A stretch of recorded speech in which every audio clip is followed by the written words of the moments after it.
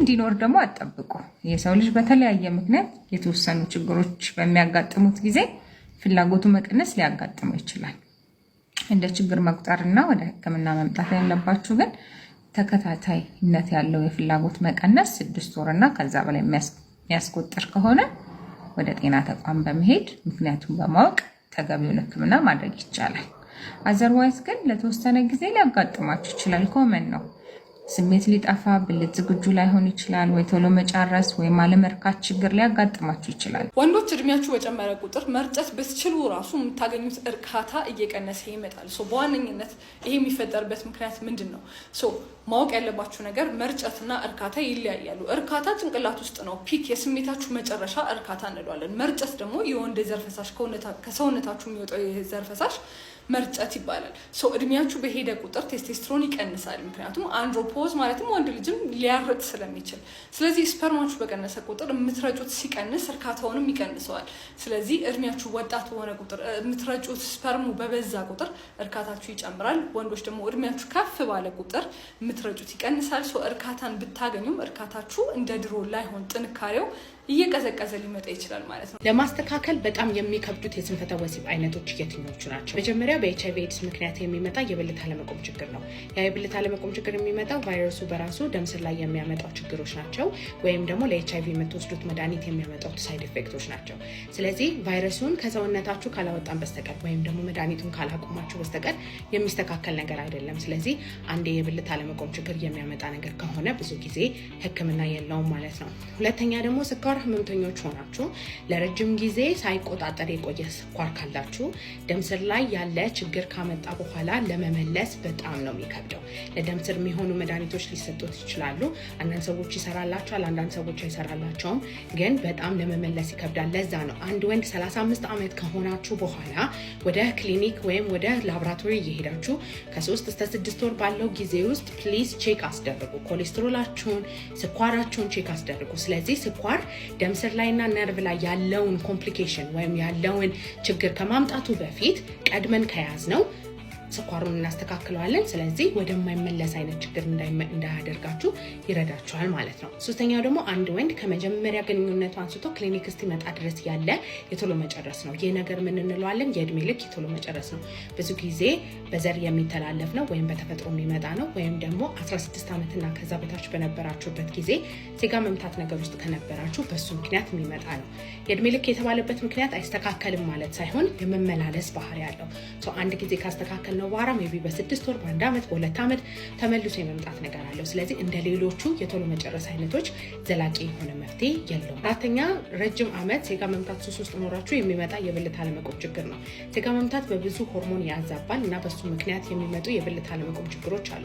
እነሱ መስተካከል ይችላሉ። ግን በጣም ለረጅም ጊዜ ሴጋ የሚመታ ሰው እዛ አካባቢ ያሉትን ነርቮች የመግደል ቻንሱ በጣም ከፍተኛ ነው። ይህ ነገር ዴዝ ግሪፕ ሲንድረም እንላለን። እዛ አካባቢ ያሉት ነርቮች ሞተዋል እና እነሱን ለማስነሳት በጣም ከባድ የሆነ ነገርና ብዙ ጊዜ የማይቻል ነገር ነው ማለት ነው። ስለዚህ ለዛ ነው ካሁኑ ሴጋ መምታትን አቁሙ። ሱስ ውስጥ ከመግባታችሁ በፊት ለረጅም ዓመት ከመቆጣጠራችሁ በፊት አቁሙ ብዬ በየጊዜው የምለፈልፈው ለዛ ነው። ግን እያንዳንዱ ስንፈተ ወሲብ አንድ ምክንያት ብቻ የለውም። ሆርሞን ሊሆን ይችላል፣ ደም ስር ሊሆን ይችላል፣ ነርቭ ሊሆን ይችላል፣ የሁሉንም ያማከለ ነገር ሊሆን ይችላል። ስለዚህ መታችሁ ተገቢውን የሆነ ምርመራና ሕክምና ማድረግ አለባችሁ።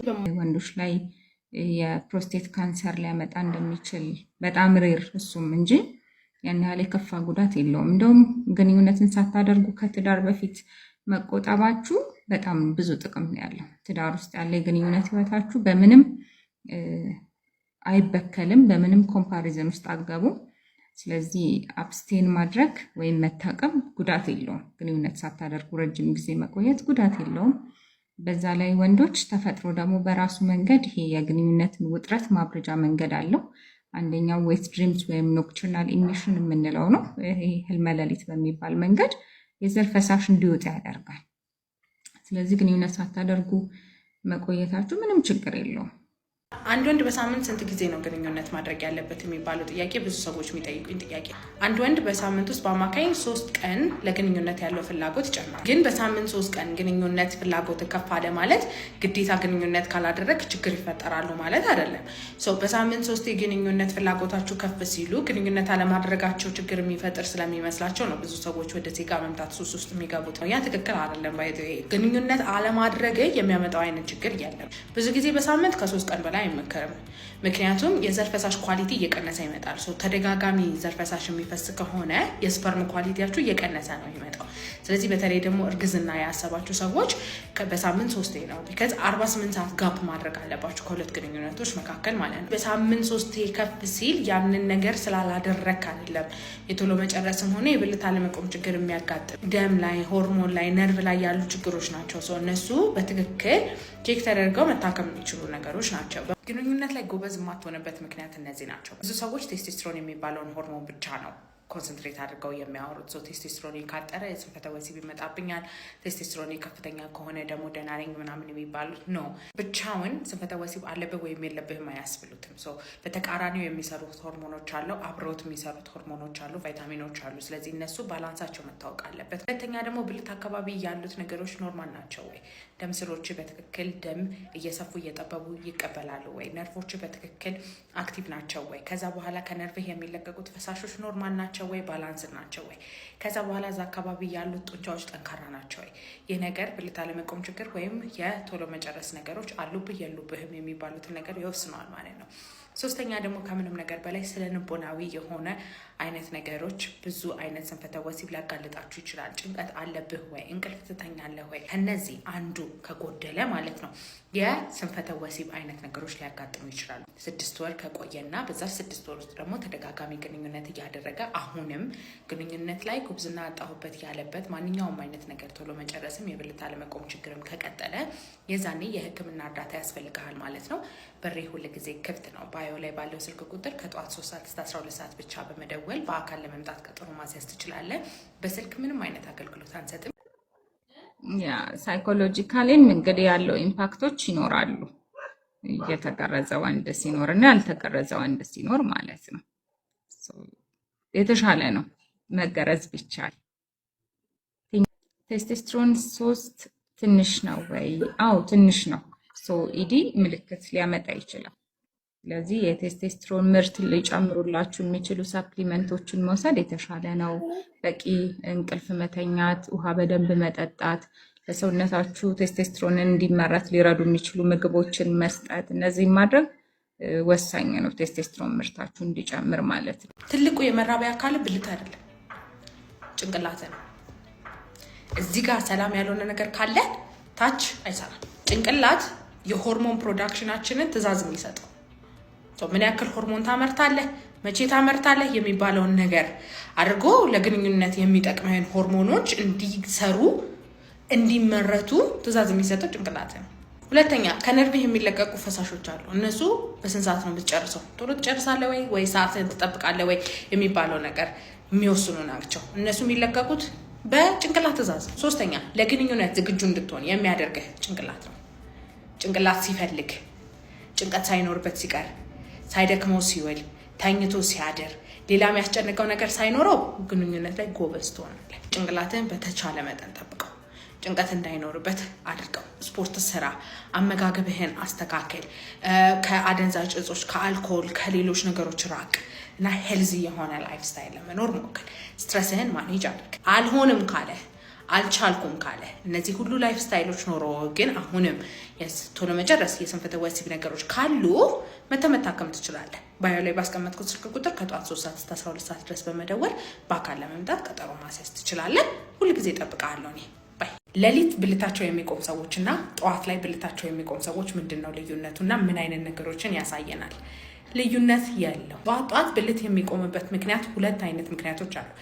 እነሱ አንድ ላይ ነው የሚሰራ። አንደኛ ቴስቴስትሮን በጣም የሚጨምርበት የሌሊት ክፍል አለ ማለት ነው። አብዛኛው ጊዜ ሪሰርቾች እንደሚያሳዩት ይህ ነገር ከሌሊት 9 ሰዓት እስከ 11 ሰዓት ድረስ ሀፕን የሚያደርግ ነገር ነው። ግን አንዳንድ ሰዎች ከዛ በፊት ሊያጋጥማቸው ይችላል። አንዳንድ ሰዎች ደግሞ ከዛ በኋላ ሊያጋጥማቸው ይችላል። ሁለተኛ ደግሞ እንቅልፍ በጣም ወሳኝነት አለው። እንቅልፍ በምትተኙበት ጊዜ የመጀመሪያ 10 ደቂቃ አለ። ይህ በመጀመሪያ 10 ደቂቃ የምንለው እንቅልፍ ሊይዛችሁ እየሞከረ ያለው ነገር ነው። ከዛ በኋላ መሀል ላይ ሎንግ እንቅልፍ የምንለው አለ። እዛ መሀል ላይ ምንድነው ገና ሰውነታችሁ እየቀዘቀዘ ነው፣ ጭንቅላታችሁ አክቲቭ እየሆነ ነው፣ የማስታወስ ችሎታችሁ ምናምን ለማስተካከል ህልም ለማየት ምናምን እንትን እያደረገ ነው። ግን ሰውነታችሁ እየተረጋጋ ነው፣ ጡንቻዎቻችሁ እየላሉ ነው። ከዛ በኋላ ሬም ስሊፕ የሚባል ውስጥ ትገባላችሁ። ያ ሬም ስሊፕ ምንድነው ህልም የምታዩበት፣ ሰውነታችሁ ቅዝቅዝ ብሎ ጭንቅላታችሁ ሞር አክቲቭ የሆነበት፣ አይናችሁ ከጀርባ እርግብ የሚልበት ነው ማለት። እነዚህ 3 የፈረቃ እንቅልፎች ማለት ነው በሌሊት ውስጥ 1 2 3 ሀፕን ሊያደርጉ ይችላሉ።